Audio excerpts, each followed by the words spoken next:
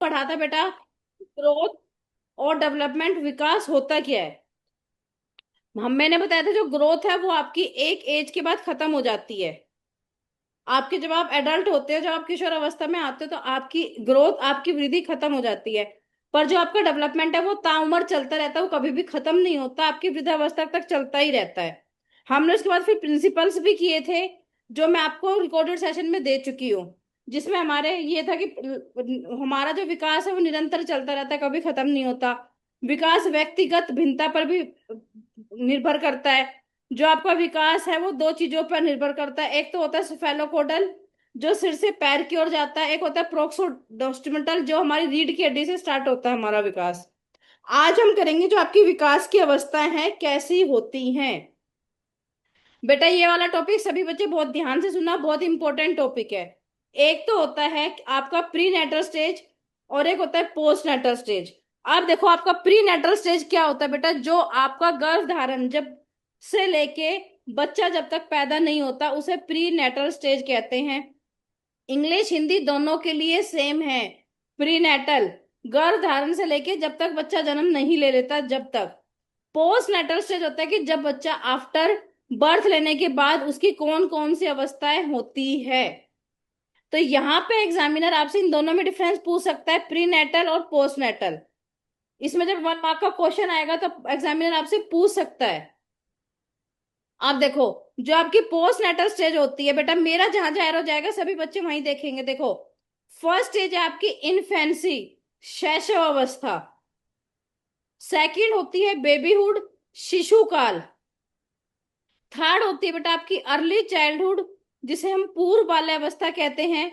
Fourth होती है बेटा आपकी लेटर चाइल्डहुड, जिसे हिंदी में हम उत्तर बाल्यावस्था कहते हैं। फिर आपकी होती है फिफ्थ एडोलसेंट, किशोर अवस्था। सिक्स्थ होती है एडोल्टहुड, प्रौढ़ अवस्था। और सेवंथ होती है ओल्ड एज, वृद्ध अवस्था। अब इसमें से एग्जामिनर या तो आपको कहेगा ये सीक्वेंस लिखो, यहाँ बेबीहुड की जगह एग्जामिनर आपको चाइल्डहुड भी दे सकता है, तो बच्चों कंफ्यूज मत हो जाना। बाल्य अवस्था भी दे सकता है वो। तो बाल्य अवस्था आपकी दो प्रकार की होती है, पूर्व बाल्य अवस्था और उत्तर बाल्य अवस्था। यहाँ पे एग्जामिनर आपसे पूछ लेगा कि जो आपकी बाल्य अवस्था होती है वो कितने प्रकार की होती है, या जो आपको शिशु काल होता है वो कितने प्रकार का होता है। तो मैं आपको बता चुकी, देखो बेटा, उत्तर बाल्य, पूर्व बाल्य अवस्था और उत्तर बाल्य अवस्था। ये मत कहना मैडम आपने तो शिशु काल करवाया था, शिशु काल की जगह वो बाल्य अवस्था भी दे सकता है। बेबीहुड की जगह आप चाइल्डहुड भी लिख सकते हो। अब हम यहाँ देखो एक एक करके एक्सप्लेन करेंगे। आप देखो मैंने क्या लिख रखा है, प्री नेटल, गर्भकालीन अवस्था। गर्भकालीन अवस्था वह अवधि है जो गर्भ धारण से लेकर जन्म तक होती है। ये 40 हफ्ते की होती है। कितने हफ्ते की होती है बेटा, 40 हफ्ते की। इसको मैंने देखो सर्कल कर रखा है। अब होता है इसके की पॉइंट्स, किसके कारण से बच्चे का विकास प्रभाव पड़ता है, कि किसके कारण से बच्चे की विकास की गति धीमी होती है। वो पे कह देगा गर्भ धारण के समय, प्री नेटल के समय जेनेटिक और एनवायरनमेंट के कारण बच्चे का डैश प्रभावित होता है। या आप लिखोगे विकास, ग्रोथ नहीं बेटा, क्योंकि ग्रोथ तो आपकी जब आप जन्म ले लेते हो उसके बाद आपकी ग्रोथ, आपकी वृद्धि स्टार्ट होती है। कंफ्यूज मत हो जाना, फिर से कह रही हूं कि गर्भ धारण से लेके जन्म तक जब बच्चा होता है उसमें विकास आएगा, वृद्धि नहीं आएगी। ये अवस्था जेनेटिक और एनवायरनमेंट के कारण। अब एग्जामिनर पूछेगा कि किसके कारण बच्चे का विकास प्रभावित होता है। ये देखो बेटा, हिंदी वाले बच्चे इसको इंग्लिश में ही याद करेंगे, जेनेटिक और एनवायरनमेंट होता है वातावरण के कारण। ठीक है, इसके कारण अगर माँ की फिजिकल हेल्थ, न्यूट्रिशन और मेंटल स्टेट भी बच्चे के विकास को प्रभावित करती है। यदि माँ किसी रोग या संक्रमण से ग्रस्त हो तो भी आप बच्चे का विकास प्रभावित पड़ता है। यह अवधि बालक के क्या करती है, बॉडी ऑर्गन्स, ब्रेन और जेनेटिक ट्रेट्स के लिए महत्वपूर्ण होती है। अब एग्जामिनर क्या पूछेगा कि जो प्री नेटल स्टेज होती है वो बच्चे के लिए कहां पर जरूरी होती है, जब बालकों का बॉडी ऑर्गन्स का विकास होता है। इसी के अंतर्गत बच्चे का ब्रेन जनरेट होता है, ब्रेन का, और जेनेटिक ट्रेड्स के लिए महत्वपूर्ण होता है। इन तीन में से एग्जामिनर क्या क्वेश्चन पूछ लेगा, कि माँ की फिजिकल हेल्थ, न्यूट्रिशन और मेंटल स्टेट भी बच्चे के विकास को कौन से समय प्रभावित करते हैं। यदि माँ किसी रोग या संक्रमण से ग्रस्त है तो भी बालकों का क्या इफेक्ट होता है। इन तीनों में से एग्जामिनर एक पॉइंट दे देगा, तो आपको उस पर टिक करके आना है। नेक्स्ट आपके आती है पोस्टनेटल अवस्था, जिसे हम शैशव अवस्था भी कहते हैं। मैंने पहले बताया है कि भले ही विकास आपका गर्भकालीन अवस्था से प्रारंभ हो जाता है, वास्तविक में पहली अवस्था, फर्स्ट रियल स्टेज आपकी इन्फेंसी मानी जाती है। अब आप कहोगे कि मैडम आपने कहा था कि हमारी प्री नेटल स्टेज से स्टार्ट होती है। नहीं बेटा, वो तो आपको वहां पे धीरे धीरे विकास हो रहा है, पर जब आप हम जन्म ले लेते हैं तो आपकी पहली अवस्था आपकी शैशव अवस्था या आपकी इन्फेंसी से स्टार्ट होती है। लिख रखा मैंने वास्तविक पहली, एक मिनट, ये देखो क्या लिखा हुआ बेटा मैंने, वास्तविक पहली अवस्था फर्स्ट रियल स्टेज इन्फेंसी मानी जाती है। अब एग्जामिनर पूछ लेगा पहली अवस्था कौन सी है, तो शिशु काल है, शैशव अवस्था है, बात एक ही है। इसकी अवधि कितने साल की होती है, देखो बेटा 0 से 5 साल, इसकी अवधि कितनी होती है, 0 से 5 साल होती है। ओके, अब यह अवस्था सभी आगे की अवस्थाओं का फाउंडेशनल स्टेज है। अब आपको एबीसीडी ही नहीं आती होगी तो क्या आप वो कर पाओगे। अब वो एग्जामिनर पूछेगा कि फाउंडेशन स्टेज बच्चे की अवस्थाओं का आधार कहां से स्टार्ट होता है, तो सब बच्चे क्या लिख के आएंगे, टिक करके आएंगे शिशु काल। क्या टिक करके आएंगे बेटा सभी बच्चे, शिशु काल से स्टार्ट शिशु होता है, को। फाउंडेशन स्टेज से स्टार्ट होता है।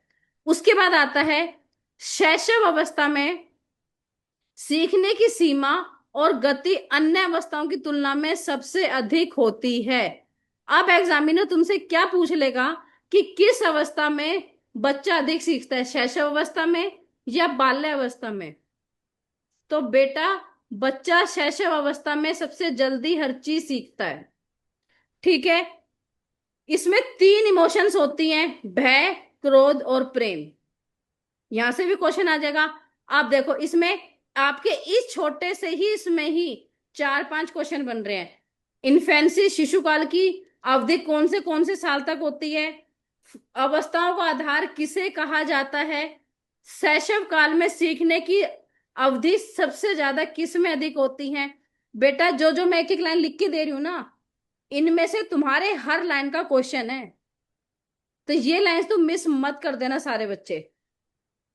इसमें 3 इमोशंस होते हैं, इसमें बच्चा भय से भी वो करता है, क्रोध भी और प्रेम भी।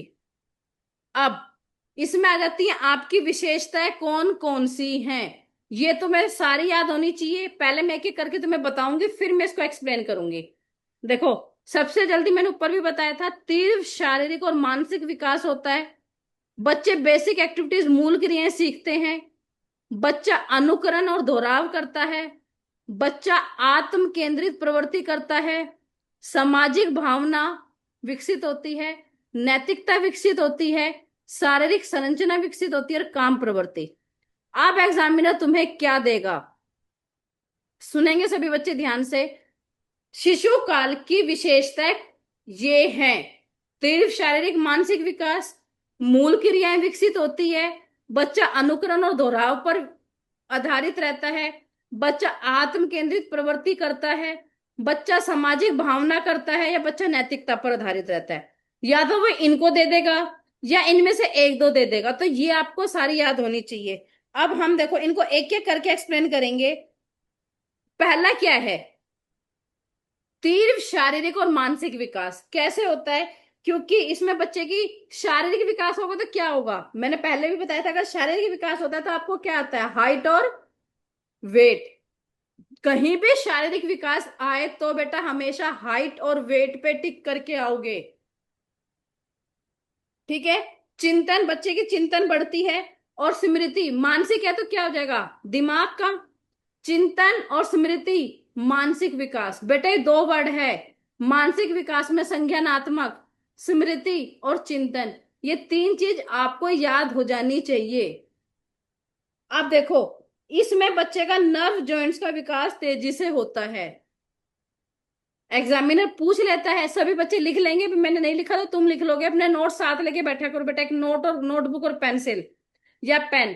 तीव्र शारीरिक और मानसिक विकास के अंतर्गत बच्चे का नर्व जॉइंट्स का विकास जल्दी से होता है। आप देखो, मूल क्रिया में बच्चों का क्या होता है, बेसिक एक्टिविटीज में बच्चा क्या करना सीखता है, सकिंग, स्वेलिंग निगलना, ठीक है, या टॉयलेट मल मूत्र का, ये बेसिक एक्टिविटीज बच्चा शिशु काल में ही सीखता है। क्या बच्चा किशोरावस्था में सीखता है? नहीं।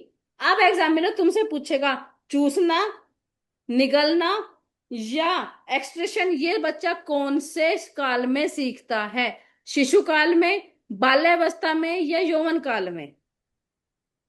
इस जीवन को पीरियड ऑफ इनोसेंस भी कहा जाता है, इसे जीवन का अबोध काल भी कहा जाता है। मूल क्रियाओं को जीवन का अबोध काल भी कहा जाता है। सभी बच्चे याद रखेंगे कि मूल क्रियाओं को जीवन का क्या कहा जाता है, अबोध काल। ठीक है। तीसरा है आपका अनुकरण और दोहराव। बच्चा अपने माता पिता, अब जो आप एक्टिविटी करते हो, अनुकरण और दोहराव क्या है, जो आप करते हो बच्चा वही एक्टिविटी करता है। पहले भी मैंने तुम्हें बताया था कि बच्चा कहाँ से सीखता है, बच्चे का फर्स्ट स्कूल कौन सा होता है, फैमिली या स्कूल? बच्चे का फर्स्ट स्कूल क्या है बेटा, उसकी फैमिली है। जो हम करते हैं बच्चा उसी टाइप से ही बिहेव करता है बेटा। ठीक है। इनिशिएट टेंडेंसी, बच्चा सीखने के लिए इमिटेट रहता है। हाँ, बच्चा कहता है हाँ मुझे ये करना है। देखो छोटे बच्चे को आप कुछ भी वो करो, वो कहेगा कि हाँ पानी मैं खुद पीऊंगा, मैं हर चीज खुद करूंगा। और दोहराव, बच्चा हर चीज जो तुम करोगे वही करने की कोशिश करेगा। अगर आप बड़ों से गलत बोलोगे तो बच्चा भी बड़ों से गलत ही जवाब देगा बेटा।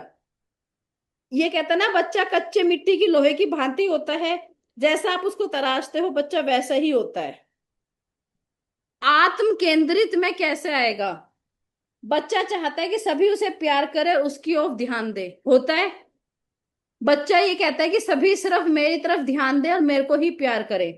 सामाजिक भावना में क्या आएगा, बच्चा लगभग 3 वर्ष की आयु से बच्चा सामाजिक भावना विकसित करने लगता है। उसे पता चल जाता है कि समाज में क्या है, समाज में भी भावनाएं हैं, वो अपनी भावनाएं विकसित करने लग जाता है। नैतिकता, इस अवस्था में बच्चे में नैतिक विचार तो होते ही नहीं, उसे यही नहीं पता था क्या अच्छा है क्या बुरा है, क्या झूठ है क्या सच है। ठीक है। यह वह गलत और सही के बीच को अंतर समझ ही नहीं पाता। शारीरिक संरचना, अब बच्चे के जन्म के समय 270 हड्डियां होती है, परंतु और बच्चे के जन्म में सिर का आकार 1/4 होता है। आप देखो, काम प्रवृत्ति इंस्टिंक्ट कैसे होता है, फ्रॉड के अनुसार शिशु में काम प्रवृत्ति प्रबल होती है। नवजात बच्चा कुछ ना कुछ सकिंग, अपने आप चूसना सीखता है, निगलना, आप कहते हो बच्चों ऐसे निकलो, बाय बर्थ ही बच्चा दूध को वो सकिंग करता है। ठीक है। और जैसे खांसी, पलक झपकना, उबासी लेना जीवन भर चलते हैं, इसे रिफ्लेक्स एक्शन कहते हैं। और जैसे जैसे आप बड़े होते जाते हो ये आपके गायब होते चले जाते हैं। है या नहीं है? जब बच्चा छोटा होता है उसको बातें सिखाते उसे पता नहीं होता कि मुझे सॉरी कहनी है, थे से थैंक यू। पर जैसे जैसे आप बड़े होते चले जाते हैं आपको समझ में आता चला जाता है कि मुझे क्या करना है। अब इसमें देखो, ये सबसे बेटा मैंने सबकी इंपॉर्टेंट टेबल बना के दी है, प्लीज ये टेबल सभी बच्चे करके जाना। जीवन का सबसे महत्वपूर्ण काल, शारीरिक विकास में तेजी। अब एग्जामिनर देखो तुमसे क्या पूछ लेगा, जीवन का सबसे महत्वपूर्ण काल कौन सा है जिसमें शारीरिक विकास में क्या होती है, तेजी होती है। नाजुक अवस्था, इसमें क्या होती है, मुख्य अवस्था, मूक की अवस्था होती है। एग्जामिनर क्या पूछेगा, शिशु काल में नाजुक अवस्था क्या होती है, आपकी मुख्य अवस्था होती है, क्योंकि बच्चा हर चीज सकिंग चूसना यहीं से ही करना सीखता है। जीवन की आधारशिला क्या है, बताया था ऊपर 3 इमोशन है, भावना, डर, क्रोध और प्रेम। बच्चा दोहराव कब महसूस करता है, जब बच्चे में विश्वास और अविश्वास की स्थिति आ जाती है। आप सब बच्चे अभी हम आगे आगे जो थ्योरी करेंगे उसमें जो एक थ्योरी आती है उसमें आता है बच्चा विश्वास और बनाम अविश्वास पैदा करना सीख लेता है। तो एग्जामिनर तुम्हें क्या देगा? दोहराव अवस्था होती है तो उस टाइम क्या होता है बेटा? बेटा मैंने कहा है ये टेबल बहुत इंपॉर्टेंट है, सभी बच्चे इस टेबल को प्लीज कर लेना। दोहराव अवस्था विश्वास बनाम अविश्वास। सीखने का आदर्श समय, इसमें बच्चे के अंदर क्या कमी रहती है? पहले ऊपर बता चुके हैं, नैतिकता की कमी रहती है। सेंसरी मोटर हम करेंगे, रिफ्लेक्स एक्शन का बच्चों में विकास होता है। वस्तु स्थायित्व, सबसे वस्तु स्थायित्व क्या होती है? सबसे छोटा विकास काल। ये आया यहां तक। अब आती है बाल्यावस्था या चाइल्डहुड। मैंने ऊपर क्या लिख रखा था? ठीक है, शिशु अवस्था बाल्यावस्था, बात एक ही है, कंफ्यूज मत हो जाना।